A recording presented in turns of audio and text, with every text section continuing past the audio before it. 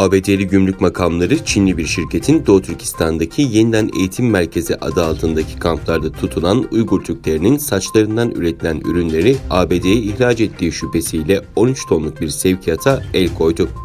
Associated Press ajansının haberine göre ABD Gümrük ve Sınır Koruma yetkilileri New York'ta Çinli bir şirketin Doğu Türkistan'da kamplarda tutulan insanların saçlarından elde ettiğinden şüphelendikleri bir saç ürünleri sevkiyatını durdurdu.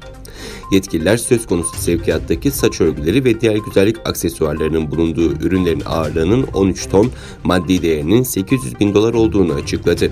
Sevkiyatın Özerk bölgedeki Hotan vilayetine bağlı Lob ilçesinde faaliyet gösteren Lob Country Hair şirketi tarafından yapıldığı ifade edildi. ABD Gümrük ve Sınır Koruma Yetkilileri Ticaret Ofisi Baş Yöneticisi Asistanı Brenda Smith konuya ilişkin bu ürünlerin üretimi ciddi bir insan hakları ihlalini teşkil ediyor dedi.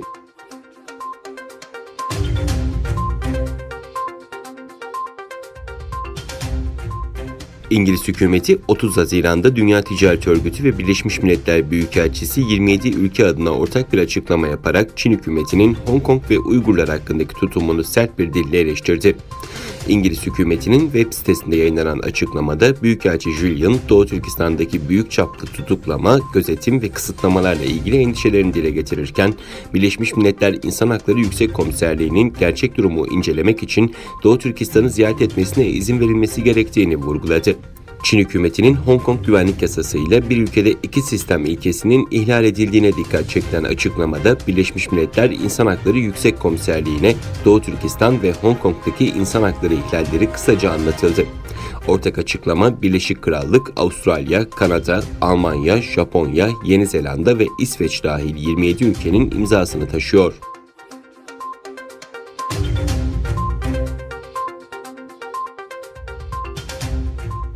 Siber güvenlik firması Lookout, Çin destekli bilgisayar korsanlarının 2013'ten beri Uygur Türklerini takip ettiğini iddia etti. Siber tehdit istihbarat mühendisi Apurva Kumar, Çin'in bu yazılımlar aracılığıyla bir avcının avını takip etmesi gibi nereye, hangi ülkeye giderlerse gitsinler Uygurları izlediğini belirtti.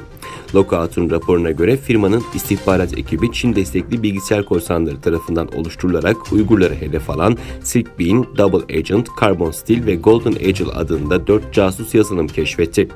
Raporda Çin destekli bilgisayar korsanlarının 2013'ten beri Uygur Türklerini takip ettiği öne sürülerek bu durumdan Türkiye ve Kazakistan'ın da aralarında bulunduğu 14 ülkedeki Uygur toplumunun etkilenebileceği belirtildi. Söz konusu kötü amaçlı yazılımların çoğunlukla Uygur Türklerini hedef aldığı ama diğer Müslüman azınlık grupları ve Tibetlileri de hedefine alabildiğine dikkat çekildi.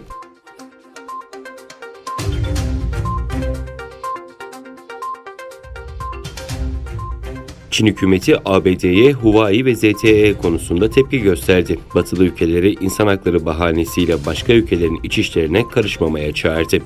Çin Dışişleri Bakanlığı sözcüsü ABD'nin telekomünikasyon şirketleri Huawei ve ZTE ulusal güvenlik tehdidi olarak belirlemesine ilişkin değerlendirmelerde bulundu.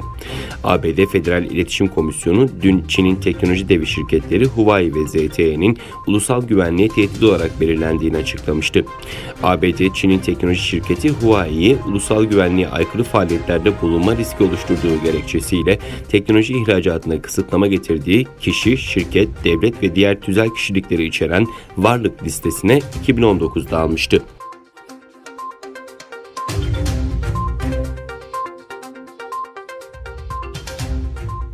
Avrupa Birliği ile İngiltere arasında ticaret ve gelecekteki ilişkileri şekillendirecek anlaşmaya ilişkin müzakerelerde uzlaşı sağlanamadı. AB Brexit baş müzakerecisi Michel Barnier, AB'den 31 Ocak'ta ayrılan İngiltere ile gelecekteki ilişkileri belirleyecek anlaşmaya ilişkin müzakerelerin Brüksel'de gerçekleştirilen son turunun ardından açıklamalarda bulundu.